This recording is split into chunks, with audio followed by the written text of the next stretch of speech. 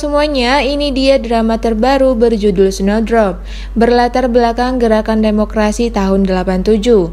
Gerakan protes dari kalangan mahasiswa yang memaksa pemerintah otoriter di Korea Selatan mengadakan pemilihan umum. Pemeran utama wanitanya adalah Eun Young-ro. Dia adalah mahasiswa jurusan bahasa Inggris dan tinggal di asrama dengan nomor kamar 207. Asrama tempat dia tinggal ini memiliki aturan yang super ketat dan disiplin. Bahkan saat terima telepon pun waktunya dibatasi, guys. Young-ro adalah gadis biasa yang ingin memiliki pacar seperti teman-temannya yang lain. Young-ro memiliki 3 teman sekamar, Yoo Jung-min, Yoon Sul-hee, dan Go Hee-ryung. Mereka tampaknya tak akur, tetapi mereka berusaha untuk melindungi satu sama lain. Jung-min adalah mahasiswa aktivis yang ikut demo memaksa pemilihan umum saat itu. Beda dengan Hee-ryung, dia wanita populer jurusan seni musik dan banyak laki-laki yang menyukainya. Kemudian ada petinggi kedua bernama Nam Tae-il. Di sini diceritakan dia memiliki simpanan. Nam Tae-il ini juga perang dingin dengan petinggi ketiga yang bernama Eun Chang-soo. Chang-soo dipaksa istrinya untuk mengalahkan Nam Tae-il saat rapat dengan presiden. Chang-soo sengaja duduk di kursi Nam Tae-il. Wah, akhirnya Nam Tae-il menunjukkan kehebatannya di pertemuan ini dan presiden lebih menyukai gaya dan kesetiaan Nam Tae-il dibandingkan Chang-soo. Makin panas nih perang dinginnya. Tidak hanya mereka yang sikut menyikut, ternyata istri mereka juga perang dingin dan saling menunjukkan kehebatannya. Saat ini, istri Nam Tae-il lah yang lebih fashionable dan glamor dibanding istri Chang-soo. Dan karena Nam Tae-il kedudukannya lebih tinggi, istrinya jadi lebih kelihatan sombong. Terus ada Lee Kang-moo yang dijuluki sebagai harimau hitam. Dia kembali untuk menangkap pembunuh yang dijuluki sebagai Sungai Taedong 1. Saat Jang Hana tahu Kang-moo kembali, dia kelihatan marah. Ada cerita masa lalu sepertinya mereka berdua ini, guys. Jang Hana tetap masuk ke tim Kang-moo walaupun Kang-moo tidak mau. Situasi di antara mereka juga memanas saat Kang Hana sengaja menembakkan pistol ke arah Kang-moo. Terus lanjut lagi nih. Ini dia pemeran utama prianya, bernama Im Soo-ho, yang berstatus sebagai mahasiswa pasca sarjana.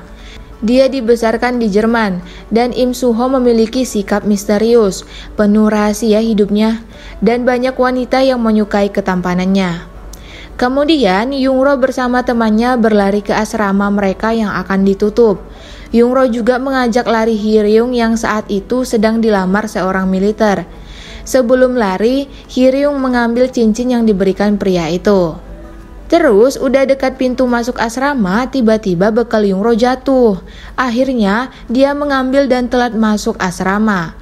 Teman-temannya udah panik karena ini adalah kesempatan terakhir mereka. Jika Young-ro tidak ada, mereka semua bisa dikeluarkan. Wah, hebat banget peraturannya. Ki Bun-ok mengalihkan perhatian direktur asrama yang terkenal killer ini. Satpam aja takut sama direktur asrama ini, guys. Akhirnya, Young-ro mencari jalan masuk. Dia memanjat gedung asrama. Perjuangannya buat deg-degan. Karena saat dia masuk ke kamar, Pi Seong-hee atau direktur asrama sedang mengabsen per kamar asramanya. Benar-benar killer nih si Seong-hee. Dia tahu banget kalau ada mahasiswa yang berbuat salah. Saat 3 sekamarnya ribut, Young-ro muncul dari jendela. Mereka langsung bergegas mengganti baju Young-ro. Di saat yang sama, Ki Bun-ok sengaja membuat heboh suasana untuk mengulur waktu. Namun setelah itu, Seong-hee memarahinya karena di asrama ini tidak boleh berteriak. Wih, ketat banget peraturannya.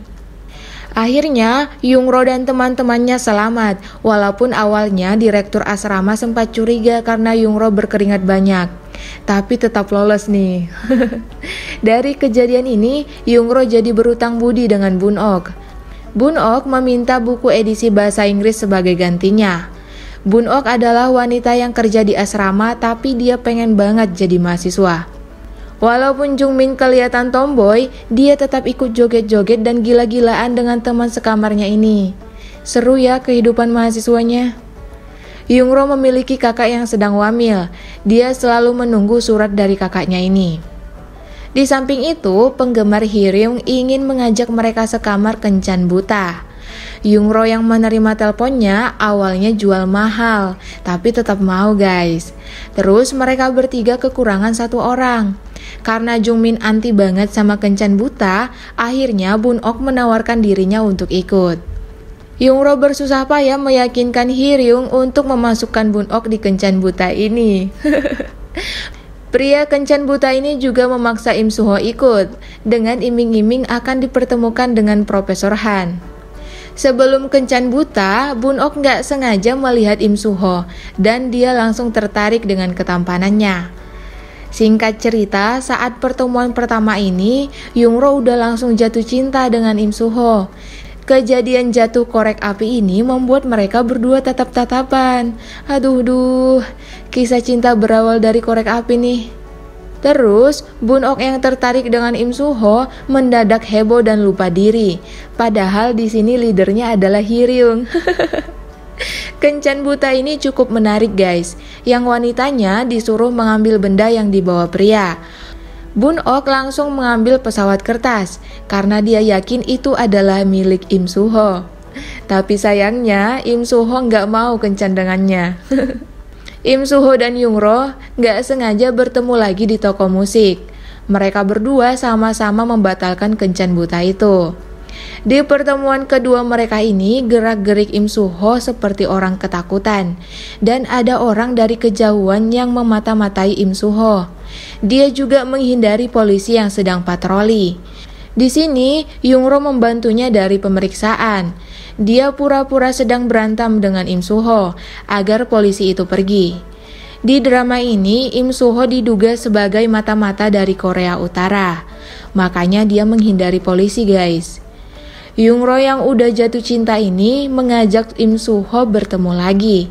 Sampai di asrama dia juga senang, bahkan merekam suaranya yang sedang jatuh cinta.